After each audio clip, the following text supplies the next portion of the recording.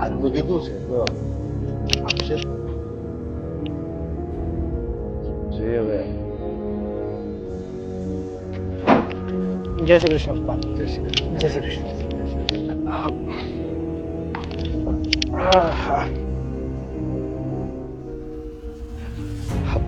પપ્પા મમ્મી યાદ આવ્યું.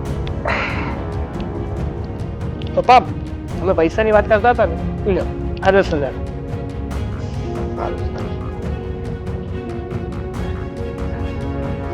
દસ છે ને?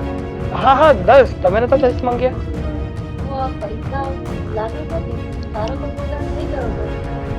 હા મમ્મી મારો કયો પગાર તો થઈ ગયો હતો ને હજી આમ તો પગાર આવવામાં તો થોડાક દિવસની વાર છે. અરે હા મારો ફ્રેન્ડ અશોક નથી, અશોક પાસે મારે લેવાના હતા કારણ કે એને કંઈક કામ હતું એ માટે મારી પાસે પૈસા માંગતો હતો તો મેં 10,000 રૂપિયા આપ્યા હતા તો એમાંથી જ લેવાના નીકળતા હતા. અશોક પાસેથી તું લાવ્યો? હા અશોકને તને આપવાના હતા? હા હા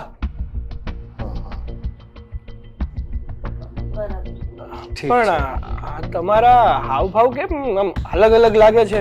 શું થયું? કઈ પ્રોબ્લેમ થયો? અરે એવું કઈ નથી. એવું કઈ નથી. આ તો તારા પપ્પાને એમ કે અશોક પાસેથી લેવાની શું જરૂર હતી એમ, તારો મિત્ર છે તો આપણે થોડા મંગાઈ, પણ પછી ખબર પડી કે એને તારી પાસેથી લીધા હતા ને.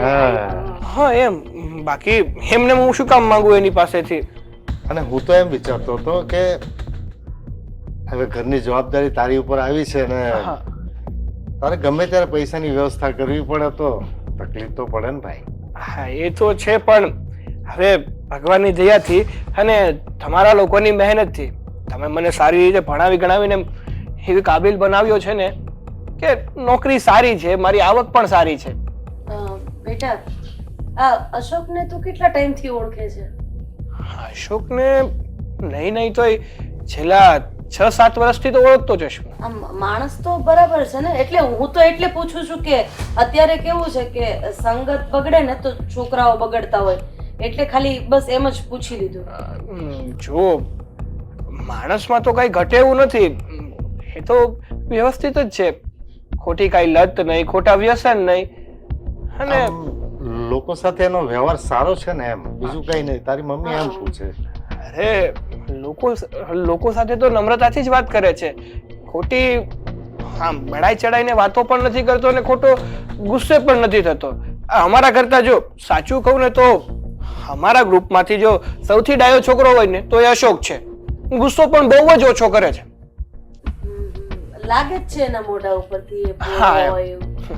આ તો કેવું છે કે બેટા અત્યારે તું મોટો થઈ ગયો છે, હવે કેટલા વર્ષોથી તું એની સાથે જોડાયેલો છે, એટલે હું ને તારા પપ્પા વાત કરતા હતા કે આમ તો અશોક સારો છે પણ આપણને તો માણસની ખબર ન હોય, કોઈના પેટમાં ન ગરી નીકળ્યા હોય, એટલે ખાલી પૂછી લીધું. એટલે તારા મિત્રોની સંગત સારી છે ને તો અમને ચિંતા નહીં એમ, બીજું કઈ નહીં. એટલે નકર કઈ વાંધો હોય તો મને કહી શકો. હા તમે ના ના ના ના અશોકે કઈ કીધું તો નથી ને? ના ના ના કઈ એવું કઈ નથી.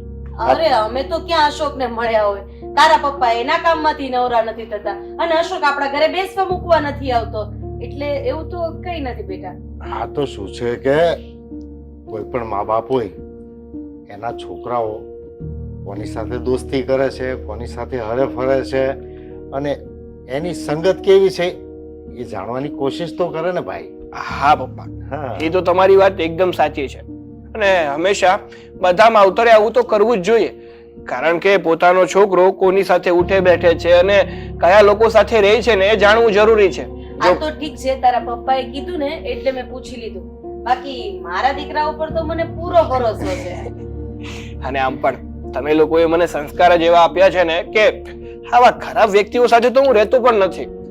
જે વ્યક્તિ મને યોગ્ય લાગે અને મારા કામનું લાગે ને એ લોકો સાથે જ રહું છું. ઠીક છે ઠીક છે, હવે તને મોડું નથી થતું? હા હા ચલો તો હું જાઉં. હા બેટા. જય શ્રી કૃષ્ણ. જય Shri Krishna.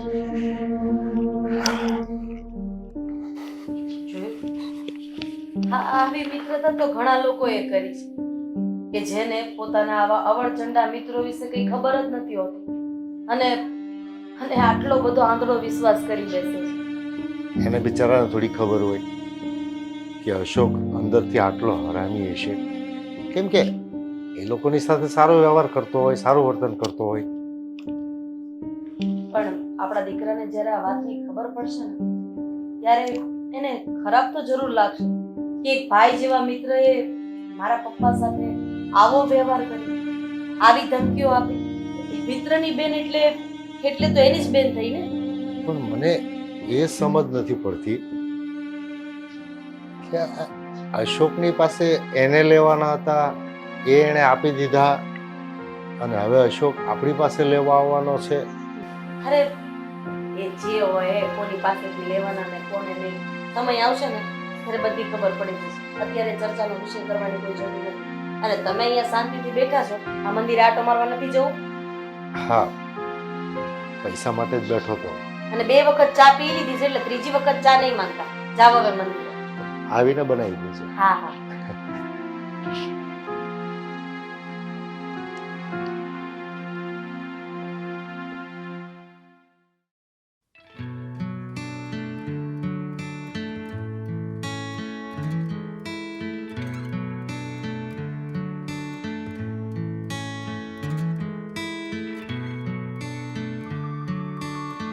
Good morning Riya. Good morning. હું શું કહું છું, આ મારું પર્સ નથી મળતું યાર. ક્યાં મૂક્યું?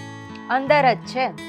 હા, જ્યારથી હું ફ્રેશ થયો છું ને પછી મેં પર્સ ગોતવાની બહુ ટ્રાય કરી, પણ મને પર્સ મળતું જ નથી ને. ક્યાં મૂકી દીધું તે બોલ? અરે અંદર ખાનામાં જ હતું, તમે બરાબર જોતા જ નથી ને. અરે જોયું મેં, હું ખોટું નથી બોલતો. આજકાલ તમે છે ને બહુ ભૂલક્કણ થઈ ગયા છો, બરાબર શોધતા નથી. આ ખોવાયું ને ઓલું ખોવાયું ને બસ વારે વારે મને પૂછવા આવી જાવ છો. અરે એવું નથી, પણ સાચું કહું ને તો તારી વાત તો સાચી છે, કારણ કે પહેલા છે ને હું આવો નહોતો. તો હવે કેમ આવા થઈ ગયા? અરે તું આવી ગઈ છો પછી મારે છે ને મારી વસ્તુનું ધ્યાન રાખવું જ નથી પડતું. પહેલા તો હું અપ ટુ ડેટ હતો, મારી બધી જ વસ્તુ છે ને હું મારી જગ્યાએ મૂકું અને સવારે મારી જગ્યાએથી લઈ લઉં. પણ જ્યારથી તું આવી છે, મારી બધી વસ્તુનું ધ્યાન રાખતી થઈ ગઈ છે ને, ત્યારથી આમ જોઈએ ને તો હું હાવ લાપરવાહ થઈ ગયો છું. સાચી વાત છે, પણ હવે આવું નહીં ચાલે. ના યાદ રહેતું હોય ને તો યાદ શક્તિની દવા લો. ના ના, હવે તું તો છે મને યાદ કરાવવા વાળી, પછી મારે યાદ રાખવાની શું જરૂર છે? સારું, તો હવે આજે છે ને તમે જાતે શોધી લેજો. ના ના, આજે તો તે મૂક્યું છે તો તું જ મને આપીશ. સારું. અને સાગર, હા બીજું હું શું કહું છું કે મમ્મી પપ્પા આજકાલ બહુ ચિંતામાં હોય એવું મને લાગે છે. કેમ? મમ્મી પપ્પા ચિંતામાં હોય એવું તને લાગે છે? હા. એવું તો શું થયું કે તને એવું લાગે છે? બસ જ્યારે પણ હું જોઉં છું ત્યારે કંઈક મૂંઝવણમાં જ હોય છે. ના હવે એવું કાંઈ ના હોય. અને આમ પણ હવે મમ્મી પપ્પા ઉપર એવી ક્યાં કોઈ જવાબદારી છે કે એમને મૂંઝવણ હોય?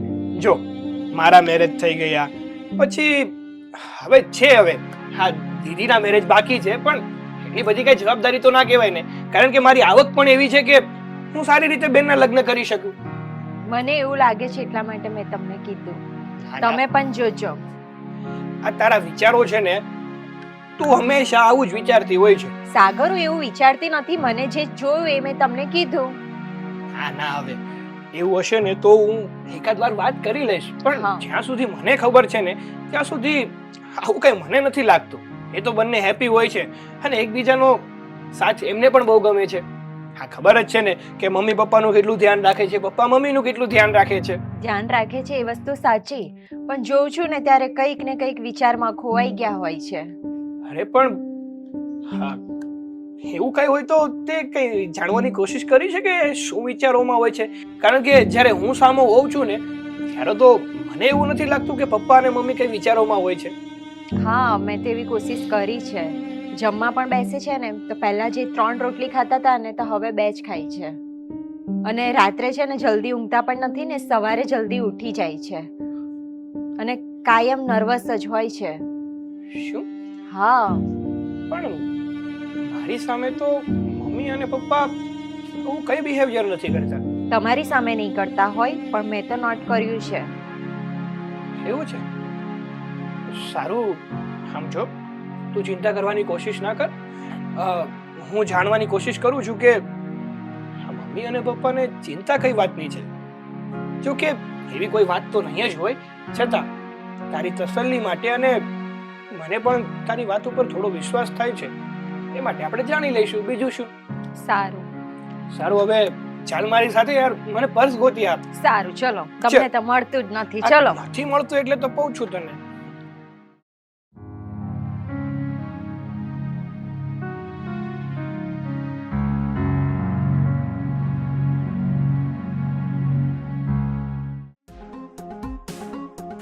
જય શ્રી કૃષ્ણ અંકલ. એ શું લેવા આવ્યો છે? ઊભા ઊભા વાત કર. કઈ વાંધો નહીં, કઈ વાંધો નહીં. ઊભા ઊભા વાત કરો, બીજું શું? બોલ, કામ શું છે? શું કામ આવ્યો છે? પૈસા.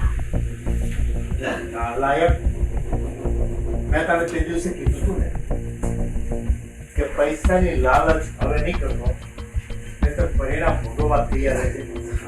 હા, અંકલ, આ પૈસા જ એવી ચીજ છે ને કે ખબર નહીં, આમાં હાલત જાગવા જ મળે. કારણ કે જે છે એ પૈસા તો છે. લાભ મુખ પૈસાની તને કીધું ને એકવાર, મારી પાસે પૈસાની ઉમ્મીદ નહીં રાખતો, અને તું પૂછાવું કેટમાં આવ્યો કેમ? મારે કોને પૂછવાનું હોય? હે અંકલ? કેમ? તારા બાપાનું ઘર છે આ. એ તો પૂછ્યા વગર ગમે ત્યાં આવી શકે? અરે તમે તો છો મારા માટે નોટું છાપવાનું મશીન. હા, સાચી વાત કે ખોટી વાત અંકલ?